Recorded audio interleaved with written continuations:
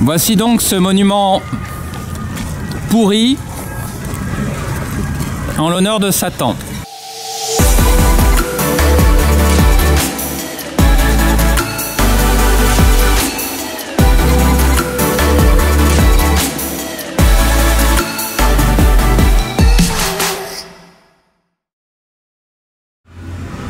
Voici donc ce monument qui a été fait en 1989 en l'honneur du bicentenaire de la Déclaration des droits de l'homme et du citoyen. La mairie de Paris, pour ce bicentenaire, le comité du bicentenaire, donc l'État français, mais aussi les loges maçonniques françaises ont contribué à l'édification de ce monument. Ce monument doit être bien compris du fait de la tradition biblique, puisque ce monument, en l'honneur de la Déclaration des droits de l'homme et du citoyen, est étonnamment le temple de Jérusalem. Alors, on se demande pourquoi, pour la Déclaration des droits de l'homme et du citoyen, on présenterait un monument fait par le roi Salomon en l'honneur du Dieu d'Abraham, d'Isaac et de Jacob. Pour le comprendre, il nous faut remonter à la création. Ce temple nous montre le péché originel. Et ce péché originel, il est ici. Ainsi donc, ceux qui ont construit ce temple s'intéressent à la Bible et croient en l'existence d'Adam et Ève, premier homme, première femme, avec le serpent qui leur parle et qui dit à Ève, pouvez-vous prendre des fruits de ce jardin d'Éden, entre le Tigre et l'Euphrate? Et Adam, lui qui était seul, a demandé une compagne et Dieu lui a donné Ève. Ève, Satan lui parle. Est-ce qu'il apparaît sous la forme d'un serpent? L'Église catholique vous laisse libre. Et lui dit, pouvez-vous manger des fruits de ce jardin? Oui, bien sûr. Vous êtes sûr? Ah, pas de l'arbre de la science du bien et du mal. Parce qu'il nous a dit que si on en prenait, on mourrait. Et là, Lucifer lui répond, vous ne mourrez pas. C'est-à-dire que Dieu ment. Mais si vous en prenez, vous serez comme des dieux. Le geste magique, chamanique qu'a fait Ève, c'était de vouloir devenir une déesse. Donc, Ève lui dit, on va devenir des dieux. Mange de ce fruit défendu par Dieu. Et Adam a accepté pour devenir Dieu.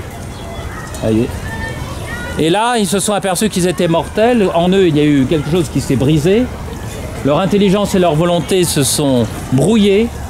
Et ils se sont aperçus qu'ils étaient nus. Et ils ont pris des feuilles. Ensuite, Dieu leur donnera une tunique. Eh bien, ils se cachent. Dieu, lui, qui avait l'habitude de leur parler miraculeusement, dit, mais où êtes-vous? Pourquoi vous cachez-vous? Mais parce que nous sommes nus.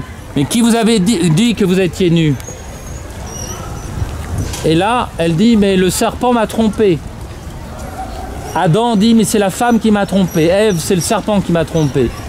Alors Dieu dit à Adam, tu souffriras tous les jours de ta vie pour travailler. À Ève, elle dit, tu enfanteras dans la douleur et ton mari te dominera, c'est-à-dire avec excès. Et à Satan, lui dit, tu ramperas pour toujours.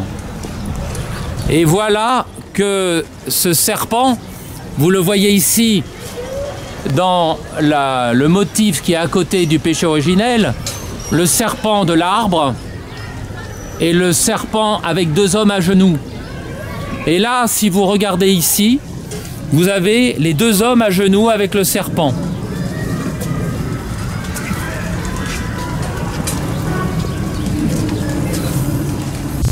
Donc, ceux qui ont fait ce monument sont fiers du péché originel et sont fiers du serpent. Ces deux hommes avec un enfant toutes les statues sont en prière pour vénérer, adorer Lucifer. Tout le monde est en prière ou en prédication comme ces prêtres. Ce sont de véritables prêtres qui sont ici. Voyez ici la statue de la liberté que la franc-maçonnerie avait donnée aux Américains à New York. Mais elle a 7 cornes comme en faisant référence aux bêtes de la mer de l'Apocalypse. Satan a persécuté l'homme pendant des siècles. Il y eut le déluge et puis ensuite il y eut la tour de Babel. 100 ans après la Révolution française, les francs-maçons ont fait construire la tour de Babel enfin terminée, qui est la tour Eiffel, pour montrer que Dieu a été vaincu par l'homme, enfin, qui peut insulter jusqu'aux cieux. 200 ans après, la franc-maçonnerie va faire ce temple. Mais ce temple, c'est le temple de Salomon. Donc il faut connaître l'histoire juive et les relations qu'il y a entre la franc-maçonnerie et certains rabbins ou talmudistes. Qu'est-ce qui s'est passé? Lorsque le peuple hébreu a été au contact avec la sorcellerie égyptienne, du temps de Moïse, ça faisait 450 ans ou 430 ans environ qu'ils étaient en Égypte. Et donc ils ont bien connu les dieux égyptiens.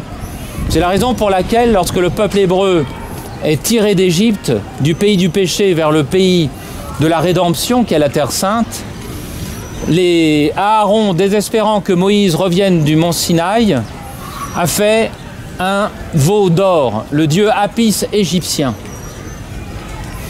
Donc cette connaissance de l'égyptologie vient pour les rabbins de la connaissance intime de ce temps-là.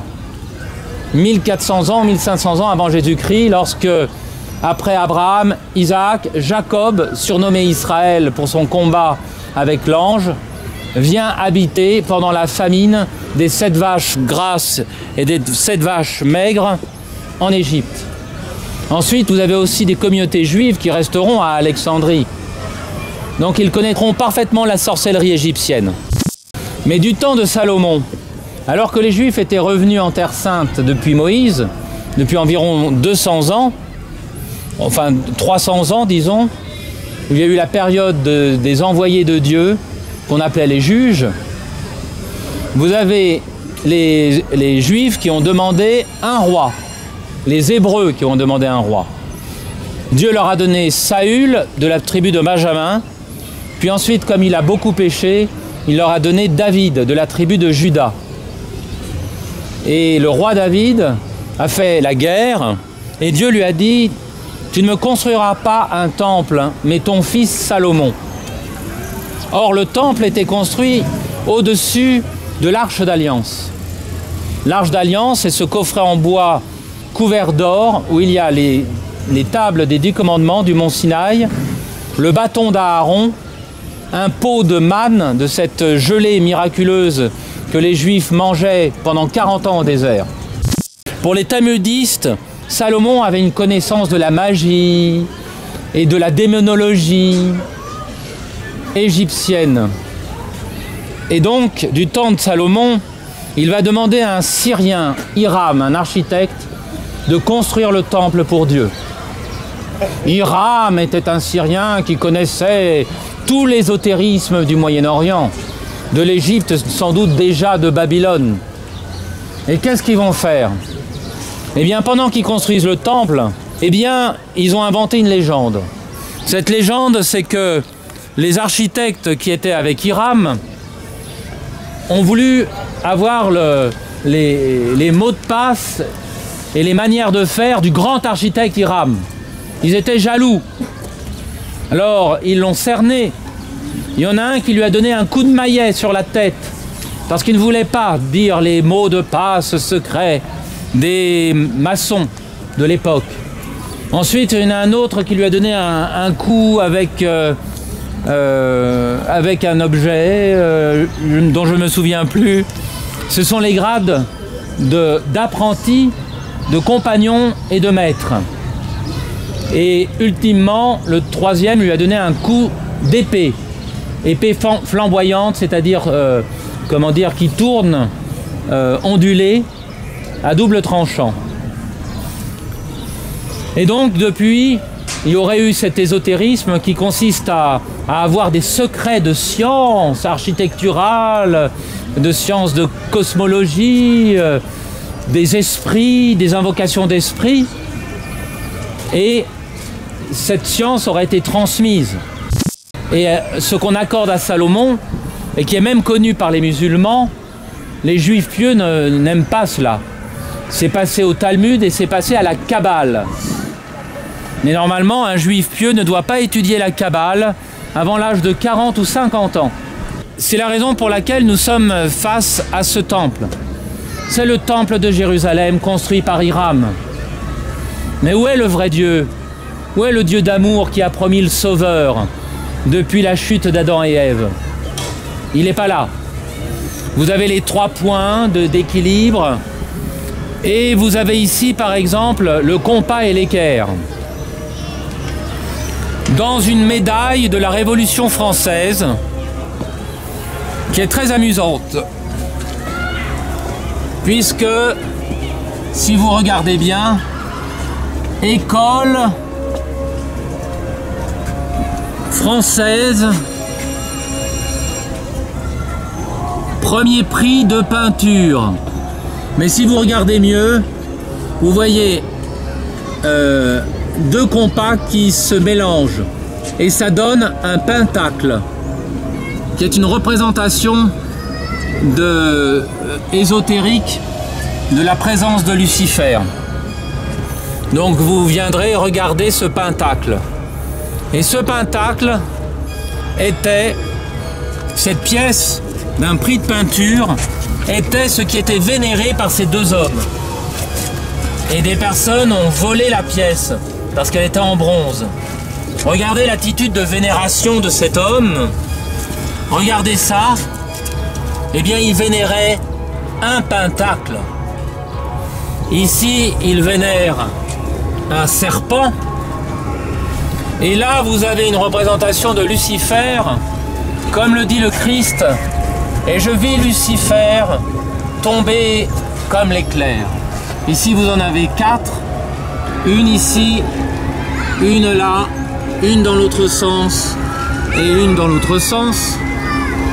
Ces plaques gravées, enfin fondues dans le bronze, représentent Lucifer avec à la tête l'étoile du matin, des ailes et qui tombe sur la terre. Donc ce temple est le temple de Salomon. Mais comment on est arrivé à la franc-maçonnerie? Vous avez d'abord les Illuminés de Bavière. Alors de nos jours, on se moque des Illuminati, du complotisme et tout. Les Illuminés de Bavière ont vraiment existé.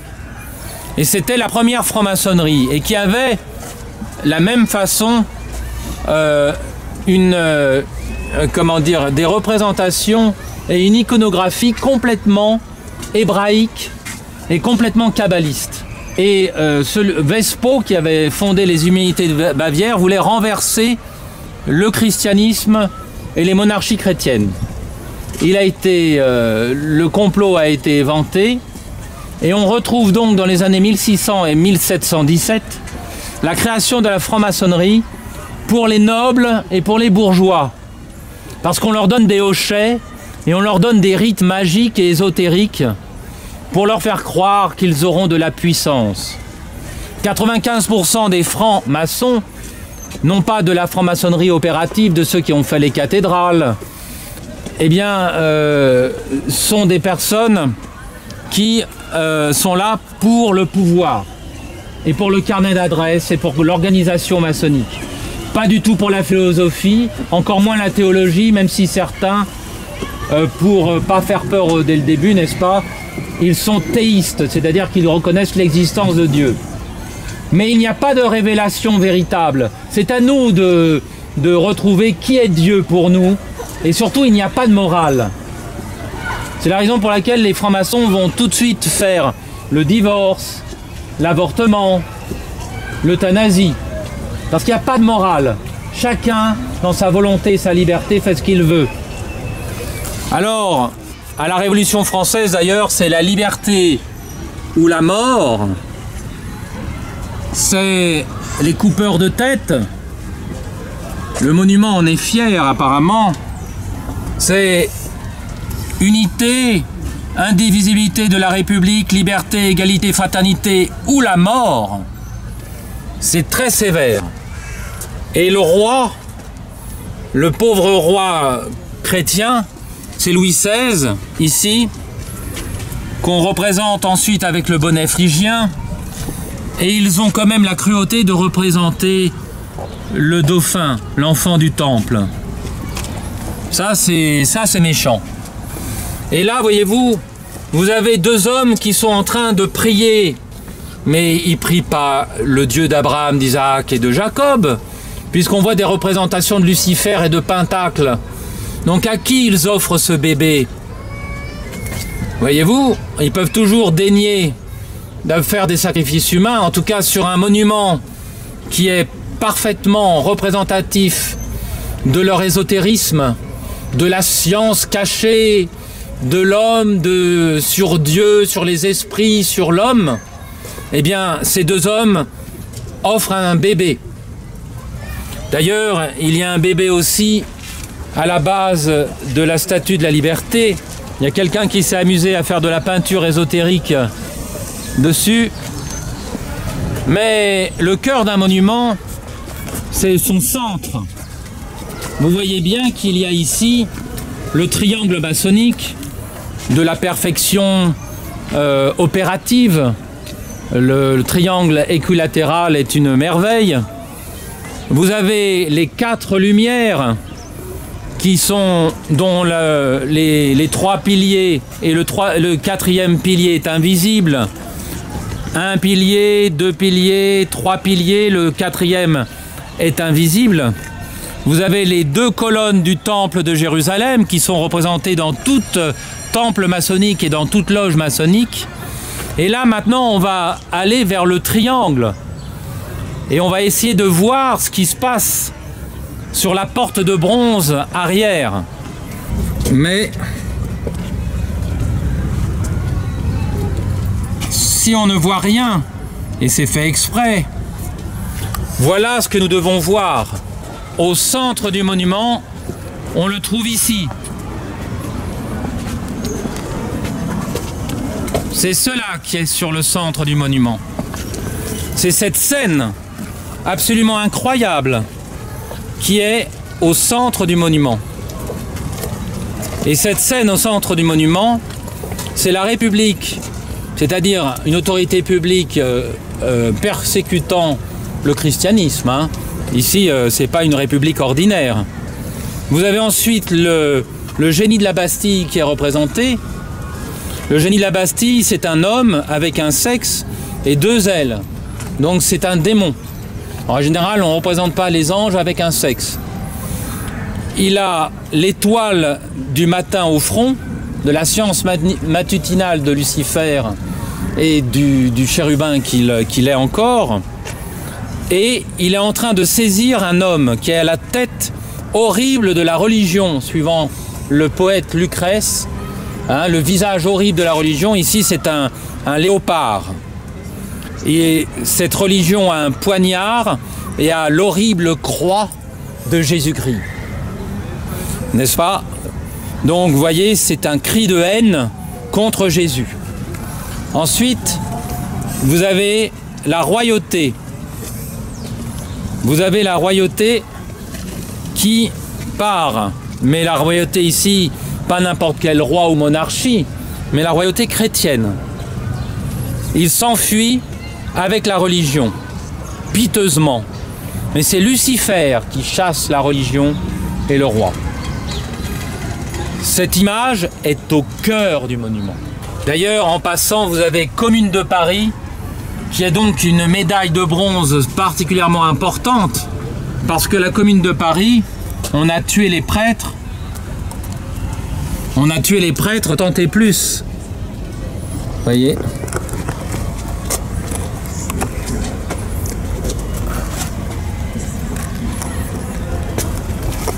Alors, ici, en passant, vous avez les 12 tribus d'Israël qui sont représentées sur les bords du temple sous la forme de 6 pierres de couleurs différentes qui étaient sur l'éphod du grand prêtre. Donc ce monument est totalement consacré à l'histoire biblique, comme vous le voyez avec ces 12 tribus d'Israël qui étaient sur l'éphod du grand prêtre. Et là, vous avez ici donc le roi Louis XVI qui est avec le bonnet phrygien, qui donc est la victime expiatoire avec l'enfant du temple de cette haine luciférienne. Alors ceux qui rentrent en franc-maçonnerie vont dire mais moi je rentre dans la franc-maçonnerie chrétienne, la Grande Loge nationale de France. Toute maçonnerie est fondée sur une confusion kabbalistique que les juifs pieux rejettent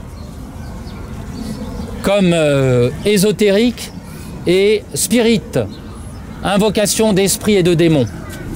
Donc tout chrétien doit refuser d'entrer dans n'importe quelle loge, parce que sous prétexte d'études philosophiques, on étudie surtout de se libérer de Dieu.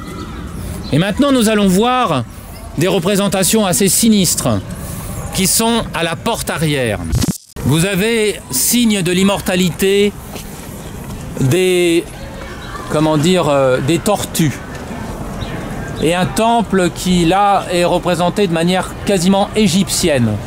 Et là vous avez en haut le serpent qui se mord la queue, l'Ouroboros, qui est un résumé des 2 colonnes devant le temple et de l'arrière du temple.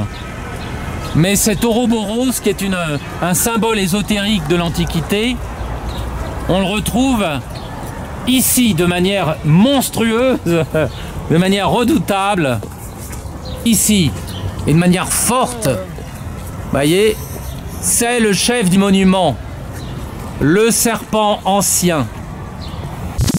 Et là, vous avez ici le summum de ce monument, l'adoration luciférienne à son maximum. Ils sont tous en train de prier, tous, avec des gestes de louange absolument impressionnants, avec des têtes coupées, mais coupées les unes sur l'autre, hein, le tronc sur le tronc, c'est absolument monstrueux. Et là, vous remarquerez qu'il y a des hommes au milieu, hein, ils ont du mal à laisser des femmes être témoins de toutes leurs discussions cyniques sur l'avortement, parce que les femmes se rappellent d'être des femmes. Et les secrets maçonniques, elles ont du mal à les garder. Vous avez comme pourtant une femme ici. Vous avez ici 2 pauvres femmes qu'on présente comme avoir des références à des tendances homosexuelles, 2 lesbiennes. Et ici, un couple d'hommes qui est sans doute aussi la représentation de 2 personnes à tendance homosexuelle d'hommes. Mais ici, vous avez que des hommes au centre et qui sont en train de prier.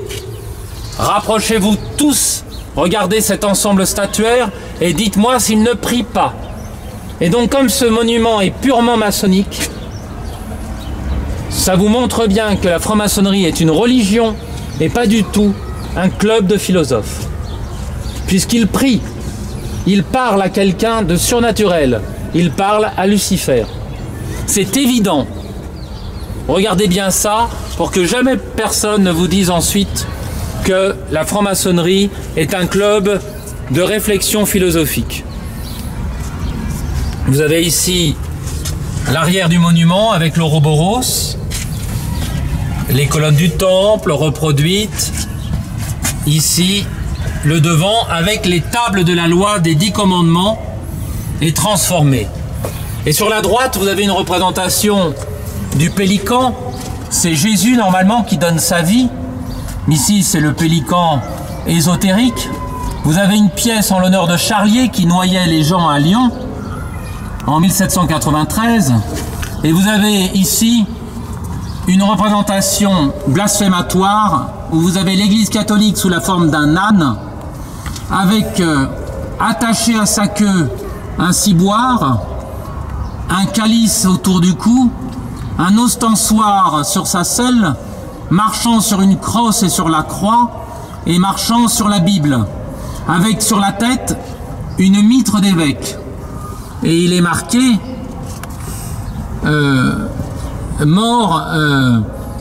mort au fanatisme et à la superstition, ville affranchie. Et vous avez ensuite des noms de tous ceux qui ont pu, d'une manière ou d'une autre, développer la philosophie des Lumières d'un monde sans Dieu et sans morale. Alors c'est un peu mélangé, mais vous avez ici bien sûr la déclaration des États-Unis d'indépendance des États-Unis d'Amérique du 4 juillet 1776. Vous avez d'autres représentations et vous avez par le devant, ce monument a été édifié en 1989 à l'initiative de la ville de Paris. Pas seulement la ville de Paris, c'est elle qui l'a restauré, mais c'est le comité du bicentenaire. Il commémore le 2e centenaire de la proclamation des droits de l'homme et du citoyen. Sa position sur le champ de Mars perpétue en ce lieu la mémoire des grandes fêtes révolutionnaires. Vous voyez, comme la fête de la Fédération. La liberté ou la mort, avec le bonnet phrygien. Les différentes médailles des loges maçonniques.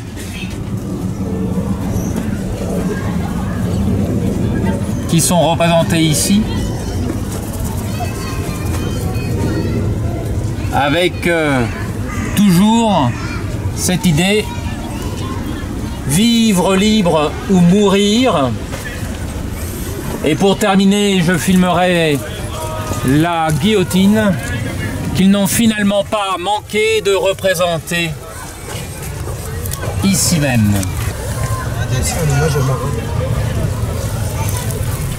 Vous avez Marat, bien sûr, qui est ici. Mais vous avez surtout Lucifer qui tombe sur la terre en reprenant la phrase de Jésus « Et je vis Lucifer, je vis Satan tomber comme l'éclair ». Ce monument est donc consacré à Lucifer. Or, il est officiellement un monument de la franc-maçonnerie française. C'est quand même dommage que les francs-maçons honnêtes ne puissent pas se dire qu'ils ne peuvent pas être au service du prince déchu, mais s'ils sont dans de la raison et contre Dieu, alors pourquoi sur ce monument ils sont tous en prière?